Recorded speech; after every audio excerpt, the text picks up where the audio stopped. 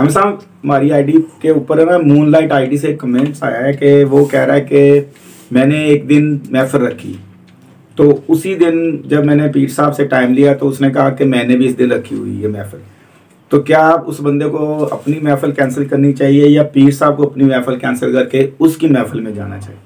اصل میں بات یہ ہے اگر اس کا اپنا پیر صاحب ہے نا، اپنا پیر ہے، تو پیر صاحب کو تو ویسے خفا نہیں ہونا چاہیے کہ اس کی مرید کے ہاں محفل ہے، ان کو اجازت دینی چاہیے کہ آپ محفل کرو۔ محفل سے مراد کیا ہے؟ اللہ کا ذکر ہو جائے، خیر کی باتیں ہو جائے، لوگوں کو فائدہ پہنچے، تو پیر صاحب کو تو خود خفا نہیں ہونا چاہیے اس بات سے۔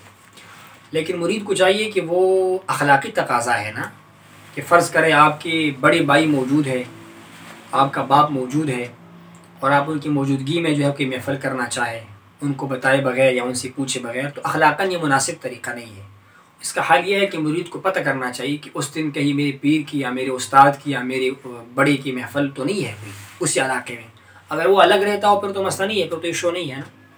آپ دیکھ لیجیے گا نا کہ حدیث مبارکہ میں کیا ہے کہ امامت کون کرائے گا؟ جو سب سے زیادہ سنت کو جاننے والا ہو، دین کو جاننے والا ہو، جو سب سے زیادہ قرآن کو جاننے والا ہو۔ تو ایک بڑا عالم موجود ہے اور ایک عام بندہ آتا ہے اور آگے ہوتا ہے، تو مناسب طریقہ نہیں ہے۔ ان کو دیکھنا چاہیے، سرچ کرنا چاہیے کون اس میں بڑا ہے کون اس میں چھوٹا ہے۔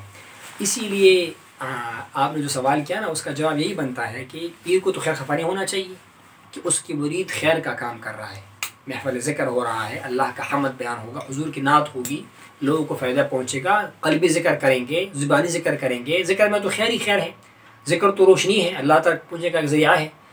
لیکن اخلاقی تقاضا یہ ہے کہ جس طرح قریب کے مسجد کے ساتھ مسجد بنانے کو فقہا نے پسند نہیں کیا ہوا، ایک جگہ پر مسجد ہے، آبادی کم ہے اور اس کے لیے مسجد کفایت کرتے تو ساتھ میں فوراً دوسرا مسجد نہیں بنانا چاہیے۔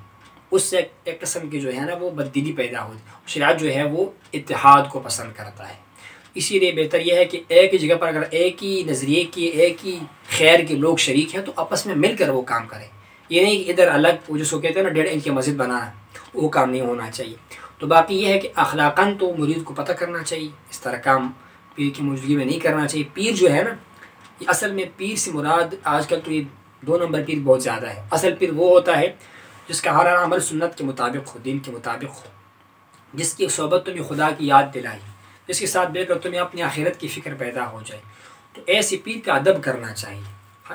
حضرت علی کے ارشاد جیسے مجھے ایک حرف سکھایا، وہ میرا مالک ہے، میرا آقا ہے، چاہے مجھے بیچ دے چاہے مجھے پاس رکھ لے۔ تو پیر آپ کو دین سکھاتا ہے، خدا کی محبت دکھاتا سکھاتا ہے، لہٰذا اس کا ادب کرنا بھی حد درجہ ضروری ہے۔ قرآن نے کیا کہا کہ میرے نبی کے پاس آؤ تو آواز کو بلند نہ کرو، اونچی آواز میں باتیں نہ کرو۔ یہی ادب ہمارے فقہا لکھتے ہیں کہ خلیفہ کے ساتھ بھی ہے، جو عادل خلیفہ ہوگا نا، جس کو جناب صدیق ہو گئے، عمر فاروق ہو گئے، یہ بھی حضور کے بعد حضور کے نائبین تھے، وارثین تھے۔ اسی طرح جو علماء ربانیین ہیں نا، عالم بعمل شیخ طریقت، ان کا ادب بھی کرنا پڑے گا حضور کی وراثت میں اور حضور کی۔ تو بہتر یہ ہے کہ بندہ اس معاملے میں احتیاط کرے۔ باقی جتنی بھی خیر کی محافل زیادہ ہوں اتنی برکت زیادہ واقع ہوگی، لیکن ان چیزوں کا خیال، یہ ذرا تکنیکی معاملہ ہے نا، تنظیمی معاملہ ہے، ان کو مینیج کرنا چاہیے تاکہ ٹکراؤ نہ آ جائے، کوئی بددلی اور پیر صاحب کی ناراضگی پیدا نہ ہو جائے۔